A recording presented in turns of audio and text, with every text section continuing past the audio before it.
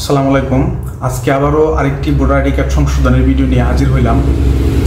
যারা voter ID card সংশোধন করতে চাচ্ছেন, আজকে আমি এক একটা ভিডিওতে এক এক ধরনের ভোটার আইডি কার্ডের সমস্যা এবং সেই সমস্যার সমাধানের আবেদন নিয়ে কিন্তু আমি আলোচনা করি। ঠিক আছে, এক একজনের মিয়াতে ভুল থাকে, এক একজনের নামের জায়গায় ভুল থাকে, এক একজনের নামে প্রথম অক্ষর ভুল থাকে বা অক্ষর ভুল থাকে। আমি কিন্তু এক একটা আবেদন এক একটা সমস্যা সংক্রান্ত বিষয় নিয়ে তৈরি হয়। এক একটি আবেদন এক একটি সমস্যার জন্য করা হয়। অনেকে দেখা গেছে যে প্রশ্ন থাকে যে আমার নামের এইভাবে ভুল, আমি এটা কিভাবে আবেদন করব। এর জন্য একই ভিডিও মানে একই ক্যাটাগরির ভিডিও আমি কিন্তু একাধিকটি তৈরি করে আমার ইউটিউবে আপলোড করতেছি সবাইকে সহজে বোঝার জন্য। এর আগে পিতার নাম সংশোধনের আবেদন করছি, নিজের নাম সংশোধনের আবেদন করছি, এখন আরেকটা আবেদন আপনাদেরকে দেখাই দিতেছি। এভাবে স্টেপ বাই স্টেপ এভাবে সকল সমস্যার সমাধান কিভাবে করবেন আমার চ্যানেল থেকে আপনি শিখতে পারবেন। আমার চ্যানেলটি সাবস্ক্রাইব করে রাখবেন। সেক্ষেত্রে আমি এনআইডি সংক্রান্ত অনেক গুরুত্বপূর্ণ ভিডিও বানায় থাকি, আপনার আশা করি অনেকটা উপকার হবে। এখানে আমি পূর্বের আর দুইটা ভিডিওতে কথা বলেছি যে 4টা ক্যাটাগরিতে ভাগ করা হয়, ক খ গ ঘ। ঠিক আছে, 4 ক্যাটাগরিতে আপনার এনআইডি সংশোধন সংক্রান্ত কাজ করা হয়। এখন আমি আর কথা বাড়াইতেছি না, আমি মূল কাজে চলে যাব। এর আগে আপনাদেরকে বলে দিই, এনআইডি সংশোধন করতে হলে আপনাকে কি কি ডকুমেন্ট প্রয়োজন। প্রথম 1 নম্বরে অনলাইন জন্ম নিবন্ধন। দ্বিতীয়ত পিতার নাম সংশোধন করতে হলে পিতা মৃত হলে ওয়ারিশান সনদ, জীবিত হলে পারিবারিক সনদ। মাতার নাম সংশোধন করতে হলে বাবার কাবিননামার কাগজ, মা মৃত হলে ওয়ারিশান সনদ, মা যদি জীবিত থাকে পারিবারিক সনদ। তারপর আপনার স্কুল সার্টিফিকেট লাগবে। স্কুল সার্টিফিকেট যদি না থাকে আপনি কেন সংশোধন করতে চাচ্ছেন সেই ডকুমেন্টগুলো লাগবে। যেমন দেখা গেছে আমার দলিলে আমার এক নাম, আইডি কার্ডে অন্য নাম এসে গেছে, সেক্ষেত্রে দলিলের এই কাগজটি জমা দিতে হবে। তাছাড়া যদি দেখা গেছে যে আপনার নাম সংশোধন করার প্রয়োজন আপনার ছেলের সার্টিফিকেটের জন্য, আপনার ছেলের সার্টিফিকেট একরকম আসছে, আপনার ভোটার আইডি কার্ডে অন্যরকম আসছে, সেক্ষেত্রে আপনার ছেলের সার্টিফিকেটটা অনেকটা গ্রহণযোগ্য এবং ছেলের সার্টিফিকেটটা অনেক বড় একটা ডকুমেন্ট। এই ডকুমেন্ট হইলে আর অন্য কোনো ডকুমেন্টের তেমন প্রয়োজন পড়বে না। ঠিক আছে, তো আজকে আমি এর আগেও এই ভিডিও এমন ধরনের ভিডিও বানাইছি, এক এক ভিডিওতে এক এক বিষয় নিয়ে আমি আলোচনা করি। আজকের ভিডিওতে অন্যগুলো আবেদনের চেয়ে একটু ভিন্ন।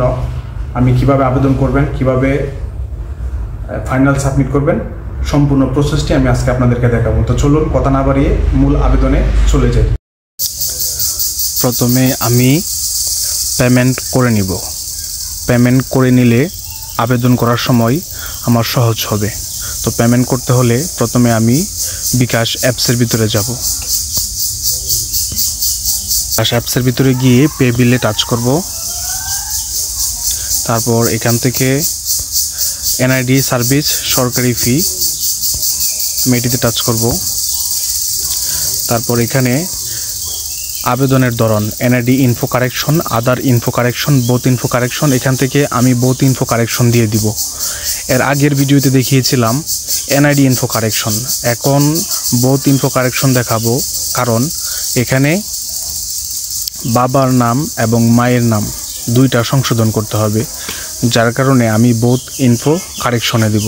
ঠিক আছে, বোথ ইনফো কারেকশন। তারপর এখানে আমি আমার এনআইডি নম্বরটি দিয়ে দিব। এনআইডি নম্বর আমি এনআইডি কার্ড থেকে দেখে নেব, বা আমি এনআইডি কার্ড দিয়ে যদি আগে অ্যাকাউন্ট খুলে থাকে ওইখান থেকেও দেখে নিতে পারবো। আমি এনআইডি কার্ড দিয়ে আগে অ্যাকাউন্ট খুলে নিয়েছিলাম, আমি ওইখান থেকে নাম্বারটি দেখে নিব।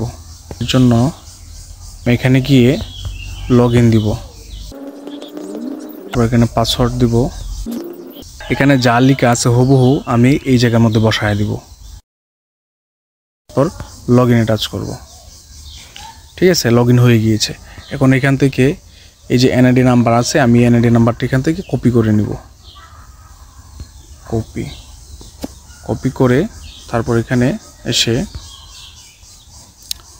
বিকাশ অ্যাপসের ভিতরে এসে আমি এখানে পেস্ট করে দিব। বাস হয়ে গেল। এখানে 345 টাকা আমার বিকাশ অ্যাকাউন্ট থেকে কেটে নেবে। ঠিক আছে, তারপরে পরের ধাপে যেতে ট্যাপ করুন, এতে টাচ করব। এখানে পিন নাম্বার দিয়ে দিব। এখানে ট্যাপ করে ধরে রাখবো। এখন আমি আবার এনআইডি সার্ভিস যে ওয়েবসাইটে গিয়েছিলাম ওইখানে যাব। ওইখানে গিয়ে আমি যেগুলো সংশোধন করব এগুলো এখানে সংশোধনের অপশনে গিয়ে আমি লিখে দেবো। তো কীভাবে আমি সংশোধনের অপশনে যাব, এইখান থেকে প্রোফাইলে টাচ করব। প্রোফাইলে টাচ করার পর এখানে এই যে এডিট লেখা আছে, আমি এডিটে টাচ করব। তো এই রকমের ড্যাশবোর্ড আসার জন্য কি করতে হবে, অনেকের মোবাইলে এরকমের ড্যাশবোর্ড নাও দেখাইতে পারে। সেই ক্ষেত্রে আপনাকে এই যে ডানে উপরে কর্নার 3টা ডট দেওয়া আছে, এই 3টা ডটে টাচ করে আমাকে ডেস্কটপ মোড অন করে নিতে হবে। এই যে ডেস্কটপ মোড, আমার এটা ডেস্কটপ মোড অন করাই আছে। এই যে যার এখানে রাইট চিহ্ন দেওয়া নেই, এখানে রাইট চিহ্ন দিয়ে দিবে। এই যে এখানে দিয়ে দিলেই এটা ডেস্কটপ মোড অন হবে। সেক্ষেত্রে সেম এরকমের পেজ দেখাবে। তারপর আমি এখান থেকে এডিটে টাচ করব। তারপর এখান থেকে বহাল। এখন আমি কি কি নাম সংশোধন করব, যেমন বাবার নাম এবং মায়ের নাম। আমি এই যে নামগুলো সংশোধন করব ওইখানে টিক মার্ক দিয়ে দিব। যেমন এখানে পিতার নাম সংশোধন করব, পিতার নামের পাশে টিক মার্ক দিব। এরপরে মায়ের নাম, পিতার নাম আমি কি দিব সেটা এখানে কেটে লিখে দিব।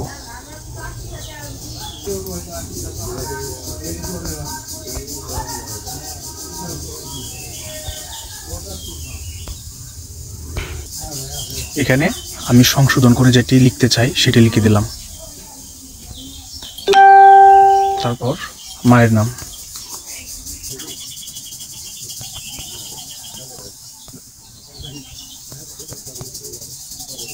মোসাম্মদ অনুভা বেগম। ঠিক আছে, আমি 2টা নাম লিখে দিলাম। এগুলো লেখার পরে পরবর্তীতে টাচ করবো। যে এখানে উপরে পরবর্তী।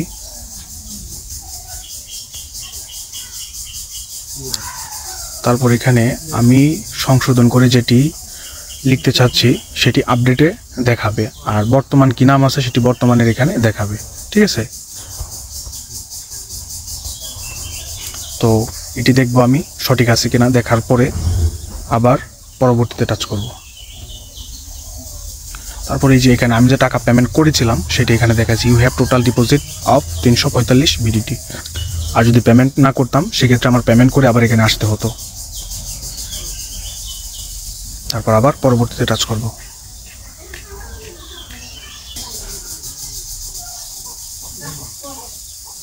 এখন এখান থেকে আমার প্রয়োজনীয় ডকুমেন্টগুলো আপলোড করে দিতে হবে।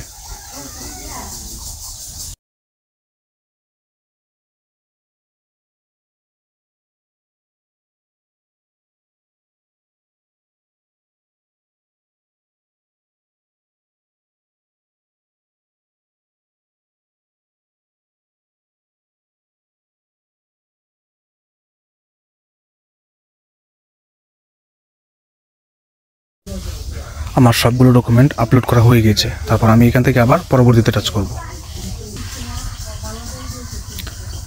তারপর এখানে সবগুলো দেখে নেব কি কি ডকুমেন্ট আপলোড করছে। এখানে সবগুলো কিন্তু দেখাইতেছে এবং কি কি সংশোধন করতেছি বা কোন নামগুলো আমি লিখেছি সেগুলো এখান থেকে আমি আবার দেখে কারেকশন করে নিব।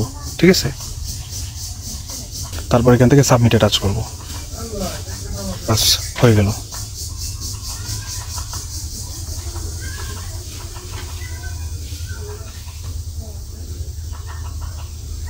সব কিছু কমপ্লিট করার পরে আমি এখান থেকে আমি যে আবেদনটি করেছি সেই আবেদনের কপিটি ডাউনলোড করে রাখবো। সেক্ষেত্রে আমার পরবর্তীতে সুবিধা হবে। এই যে এখানে ডাউনলোড লেখা আছে, আমি এটাতে টাচ করলেই ডাউনলোড হয়ে যাবে।